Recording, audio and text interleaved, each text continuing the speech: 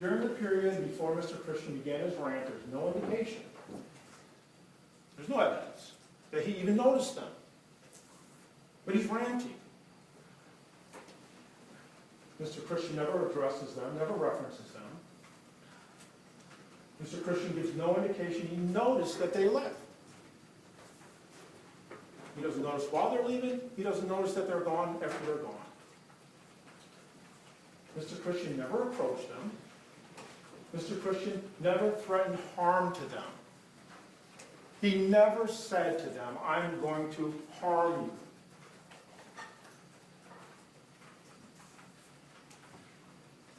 you. Mr. Christian engaged in a persistent, loud rant on many topics, mainly free speech, for anyone and everyone to hear, regardless of where Ms. Muhammad and Ms. Mangum were.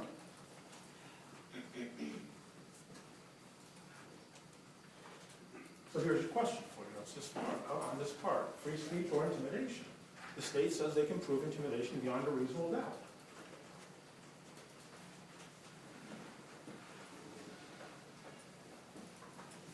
We assert the evidence doesn't show that. That Mr. Christian did not intend to a specific effect. He was a provocateur. He was ranting. But he didn't notice or direct his attention or any comments specifically to Ms. Mangum or Ms. Muhammad. Especially, he didn't threaten to cause any serious physical injury or threaten to commit a felony against them.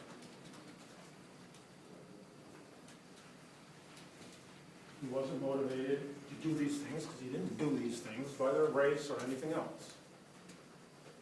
Why is this so significant? Well, first off, the state can't prove, we will say, and we will defend Mr. Christian on this, they can't prove intimidation. They've asserted they can, beyond a reasonable doubt. It is perhaps even more significant that Mr. Fletcher's effort to throw Mr. Christian off the maps had nothing to do with protecting Ms. Muhammad or Ms. Mangum. You saw their expressions, their gestures, how they removed themselves. Mr. Fletcher's effort to throw Mr. Christian off the maps had to do with something else. That's our position. So Mr. Nonconnection came up and sat next to me, and he had his cell phone out, and he was filming him, filming Mr. Christian. She thought he was. It appeared as though he was, to her.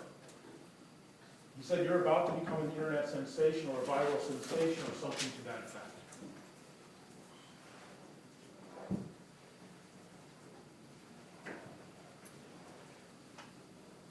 This is the moment they're seated next to each other. We saw a shot before. This is the moment Ms. Mangum had turned away. Didn't see this exact moment. They're seated next to each other. Some people described Mr. Christian grabbed the phone and threw it to the ground. More likely, he just smacked it out of his hand to the floor. But you could hear it hit the floor. There's no question about that. And here's Mr. Christian. It's hard to see from this image. Still seated. Non-Kamesh, you can barely see his head over the bag. The bag that Mr. Ford was holding. We have a timestamp. 00. Train has come to a stop. You can see from this, Mr. Nonconnection is standing up over Mr. Christian. They didn't rise simultaneously. Mr. Nonconnection rose over Mr. Christian.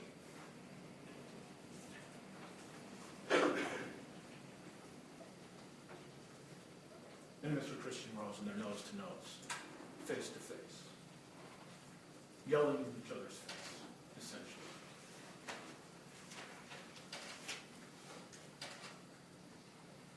Almost immediately, Mr. Fletcher, who came down because of the commotion related to the teens who subsequently left, Mr. Fletcher didn't leave, he stayed there.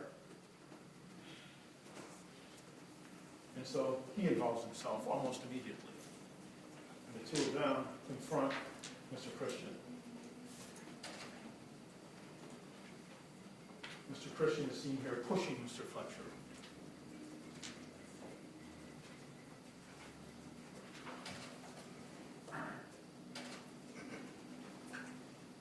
It was noted by the the state, and you can see Mr. Nakameshi, look at his hand, he's holding probably his leftover lunches, one of those little food containers in his hand. He doesn't have his phone in his other hand at this point. You can see it on the floor.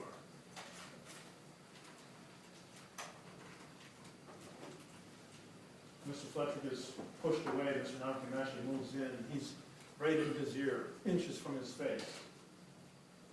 Mr. Fletcher throws down his backpack and reapproaches Mr. Christian, yelling in each other's face. Mr. Christian is yelling. You hear this on the video. He's so loud you can hardly hear anybody else, honestly. I mean, for some portions of the video, you can definitely hear other people yelling at him. He's a loud personality, a loud voice. And he's yelling, do something, over and over. Face to face, backpack on the floor, both of them in his face. Note this as well. The two, Mr. Nakameshi and Mr. Fletcher, are standing in the aisle. Mr. Christian hasn't approached them. He's not in the aisle, he's in front of his seat where he was seated before Mr. Nakameshi came up to him.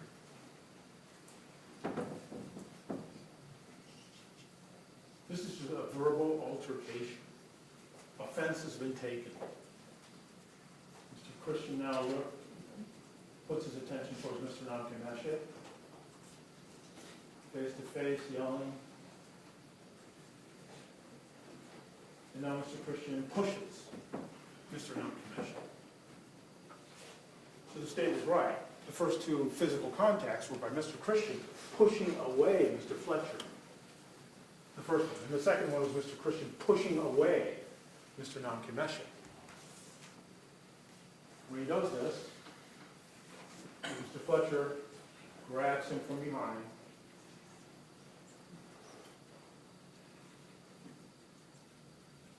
and he pulls him to the floor. Almost to the floor.